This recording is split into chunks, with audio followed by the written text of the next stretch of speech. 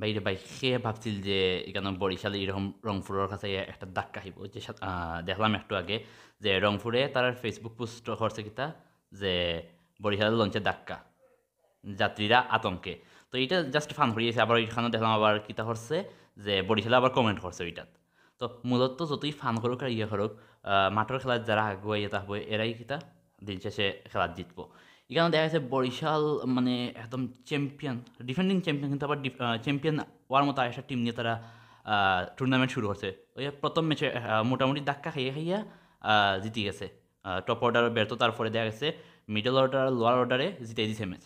কিন্তু second match আজকে কী হয়েছে, সেকেন্ড ম্যাচ আইয়া পুরাটাই ধরাশায়ী। এত এত মজবুত একটা ব্যাটিং লাইন আপ লইয়া তারা কিতা করছে কেন আইয়া একদম স্টার্টিংটা শুরু মানে পাওয়ার প্লে। তো পাওয়ার প্লেয়ার লাস্টের দিকে তামিম ইকবালের উইকেট হারাইছে, হারানির পরেও মোটামুটি পাওয়ার প্লে তারা কিতা করছে 47 রানের মতো আনছে।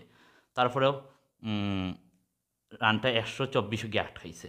মানে এত এত এত ভালো ব্যাটিং লাইন আপ থাকা সত্ত্বেও এখানে ক্রেডিট দিতে হইব অবশ্যই রংপুর ডে, যে রংপুরে তারারে এখানে আটকাইয়ে রাখতে আসছে। আবার এখন বোলিং যখন শুরু করলো তখন কিন্তু হইলো বরিশালের আইয়া বা মোটামুটি স্টার্টিংটা বেশ ভালো হচ্ছে, কিন্তু কিছু অ্যাগ্রেশন বা মিসফিল্ডের কারণে দেখা গেছে আর উইকেটও নিতে পারছেন, দুইটা উইকেট নেওয়ার পরে। অথচ এখানে দেখা যাচ্ছে মোটামুটি একটু কম্পিটিশন আইলো না যদি তারা উইকেটগুলো বা ফিল্ডিংগুলো মিস করতো না। কিন্তু কী হচ্ছে, যা যা তা ফিল্ডিং করছে, ফিল্ডিংয়ের কারণেই মেইনলি কেন হারিয়ে গেছে। যদিও ব্যাটিংটা একদম ইয়ে গেছে, মানে যে কম্পিটিশনটা ম্যাচ আসছে ব্যাটিং করার কারণে, বোলিং করার কারণে ওভারঅল মিলে যায়, কিন্তু যে ফিল্ডিং বাজে ফিল্ডিংয়ের কারণে কম্পিটিশন যে ম্যাচ হইতো আসলে এই কম্পিটিশনটাও হইছে না। তো এই রকম যদি খেলা খেলে তাহলে মোটামুটি গ্রুপ পর্ব থেকেও হয়তো বা চ্যাম্পিয়ন হইতো। যদি ইচ্ছা থাকে যে গ্রুপ পর্বর চ্যাম্পিয়ন হইয়া যাইতা বা গ্রুপ পর্ব থেকে বিদায় না হইতা, যে নক আউট পর্বত গিয়া ফাইনাল গিয়া চ্যাম্পিয়ন হওয়ার, তাইলে এই জিনিসগুলো চেঞ্জ আনতে হইব বরিশালের। কারণ অন্যান্য টিম অতটা হিসাবও না দিলেও রংপুরটাই কেন হিসাবে ধরা হয়েছিল।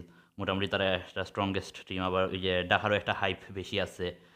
তো এরা তুলনামূলক করে ঢাকায় খুবই বাজে খেলে। বরিশালের যে প্রত্যাশা যতটুকু আছিল বালা খেলার অতটুকু খেলেন না। তারপরেও আশা রাখা যায় যে বরিশালে মোটামুটি ভালো একটা কামব্যাক করব খুব শীঘ্রই। তো রংপুরের সাথে মনে হয় আবার তারা গ্রুপ পর্ব লাস্ট ম্যাচ মনে হয় রংপুরের সাথেই হচ্ছে। এটা অবশ্যই একটা প্রতিশোধমূলক ম্যাচ হয়ে যাইব সাধারণত হওয়া যায়। বিপিএলে এরকমই করে সাধারণত।